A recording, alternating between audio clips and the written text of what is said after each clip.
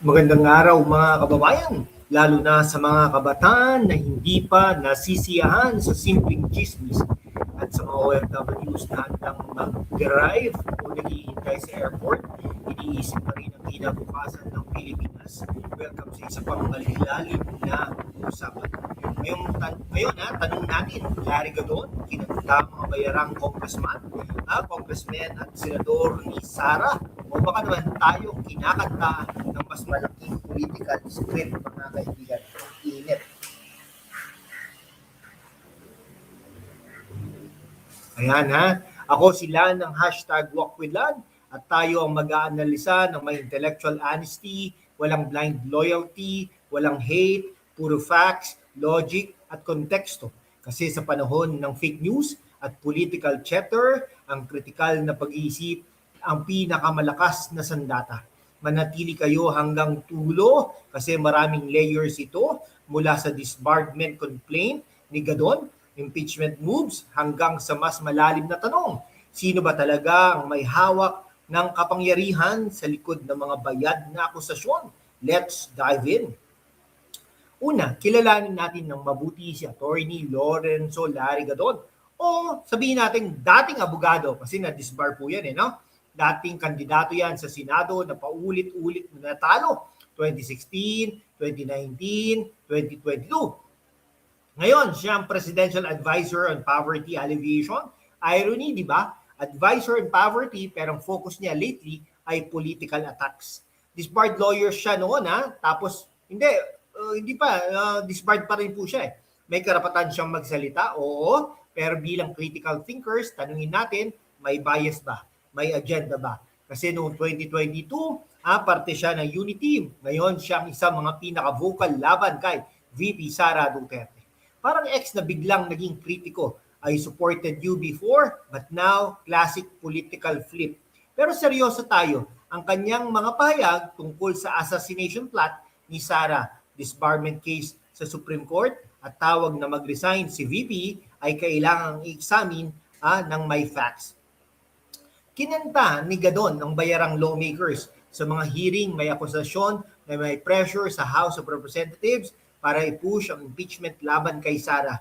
May nag-leak o nag-claim na may bayad o koerasyon. Si Gadon naman ay vocal na wag daw pansinin o kaya entertain ang impeachment, pero sa kabilang banda, siya mismo ang nag-file ng disbarment at nag-urge ng mag-resign si Sara Duterte. Kung talagang may bayarang congressman at senador, bakit hindi direktang i-address ang systemic corruption sa Kongreso kaysa personal attacks sa isang VP na frontrunner sa 2028 polls? May confidential funds issue sa OVP at DepEd noong panahon ni Sara bilang Education Secretary, 612 million pesos ang nabanggit sa ilang reports, with questions on liquidation, may bank transactions na hindi fully matched sa SALN. May video clip na binanggit ang contract killer sa scenario. Pero bilang intellectual analysis, dapat bang tanggapin ang lahat na walang due process? Ang impeachment ay political process, hindi purely judicial. Madalas itong ginagamit bilang weaponization of institutions. Si Sara ay nananatiling popular sa surveys para sa 2028. Ang kanyang announcement na tatakbo ay strategic timing, mga kaibigan. Kiss of death daw ang endorsement ni Sara sa antipolo candidate na natalo, sabi ni Gadon. Pero sa politics, maraming endorsement ang nawawala. Ang tanong, may totoong public anger ba laban kay Sara o manufactured narrative para sa power struggle post-Unity breakup? Ngayon, let's give VP Sara the floor she deserves in this analysis. Si Sara Duterte ay lawyer din, dating mayor ng Davao, DEC Secretary, DepEd Secretary, at ngayon ay Vice President. Kilala siya sa no-nonsense style, suporta sa edukasyon at pagiging accessible sa masa. Sa kabila ng mga akusasyon, maraming kabataan at OFWs ang nakikita sa kanya ang continuation ng strong leadership na naiwan ng kanyang ama. Ang kanyang focus sa soldiers, the state has failed our Filipino soldiers, resonates lalo na sa mga may kamag-anak sa AFP o PNP. Ang confidential funds ay karaniwan sa ilang opisina para sa sensitive operations. Kung may irregularities, dapat imbestigahan ng patas, hindi gamitin bilang political weapon. Ang disbarment case ni Gadon ay mukhang desperate move. Ang Supreme Court mismo ay nag-declare na unconstitutional ang ilang aspects na naunang impeachment attempts. Si Sara, mga kaibigan, ay consistent sa kanyang narrative ng political persecution. Sa gitna ng rift with Marcos Camp, siyang nananatiling strong contender. Para sa mga kabataan naman, alamin ninyo ang history.